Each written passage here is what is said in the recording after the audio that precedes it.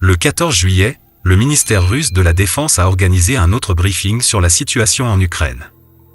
Le porte-parole officiel du ministère, Igor Konashenkov, a évoqué l'avancée des troupes russes lors d'une opération militaire spéciale.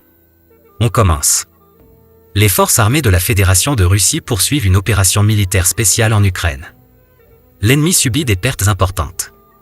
Des frappes de haute précision dans les zones de Bereznevato, région de Mykolaiv, Konstantinova et Kramatorsk, République populaire de Donetsk, ont touché les points de déploiement temporaire des unités de la 35e brigade de marine, de la 54e brigade mécanisée, de la 81e brigade aéromobile et de la 109e brigade de la défense de Tetro.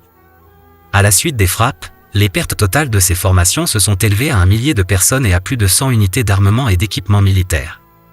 Près du village de Chazovyar, le DNR a frappé avec des armes de précision de l'armée de l'air russe un point de déploiement temporaire du bataillon de la 14e brigade mécanisée, composé de nationalistes et de mercenaires étrangers.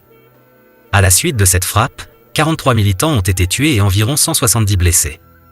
Près de la colonie de Maleya Tokmachka, dans la région de Zaporizhia, l'aviation de l'armée russe a frappé un point de déploiement temporaire du 97e bataillon de la 60e brigade mécanisée des forces armées ukrainiennes avec des missiles de haute précision. 30 nationalistes ont été tués et 37 autres blessés. Les conflits et les affrontements avec usage d'armes sont devenus plus fréquents parmi les militants des formations nationalistes. Le 13 juillet, plus de 200 combattants de la 226e formation nationaliste Kraken ont refusé de suivre l'ordre du commandement de se déplacer vers la région de Kramatorsk et ont annoncé leur transfert vers la défense de la ville de Kharkiv. 6 militants ont été tués dans la bagarre qui a suivi avec leur commandant et dans la fusillade qui a suivi. Les forces armées russes poursuivent leurs frappes contre des installations militaires en Ukraine. Le 13 juillet, des missiles calibre de haute précision lancés par voie maritime dans l'usine d'équipement haute tension de la ville de Zaporizhia ont détruit des véhicules lance-roquettes de la 45e brigade d'artillerie des forces armées ukrainiennes cachés dans des hangars. En outre, des armes de haute précision de l'armée de l'air russe ont détruit au cours de la journée 4 postes de commandement, y compris ceux de la 61e brigade d'infanterie Jaguar de l'affût près de Bereznevato dans la région de Mykolaiv et de la 80e brigade d'assaut aéroportée près de Kramatorsk, 3 dépôts de munitions près de Soldar, Tatianovka en République populaire de Donetsk et Mykolaiv, une installation de stockage de carburant pour des équipements militaires près de Kharkiv, et du personnel et des équipements militaires vivant dans le district 21. Dans le cadre de la guerre de contre-batterie, une batterie de lance-roquettes multiples près de Sloviansk, une section de MLRS près de Mykolaiv dans la DNR, et une section d'artillerie d'obusier M777 de fabrication américaine en position de tir dans le village de Pervomeski dans la région de Kharkiv ont été détruites.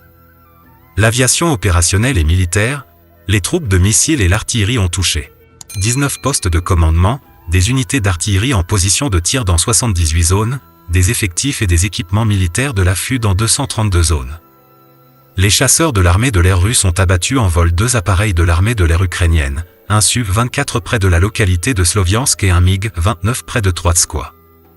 En République populaire de Donetsk. Les forces de défense aérienne russes ont détruit 12 drones ukrainiens. En outre, 2 missiles balistiques Toshka-U et 6 obus du système de fusée à lancement multiple Uragan ont été interceptés près de Novaya Kakhovka, dans la région de Kherson.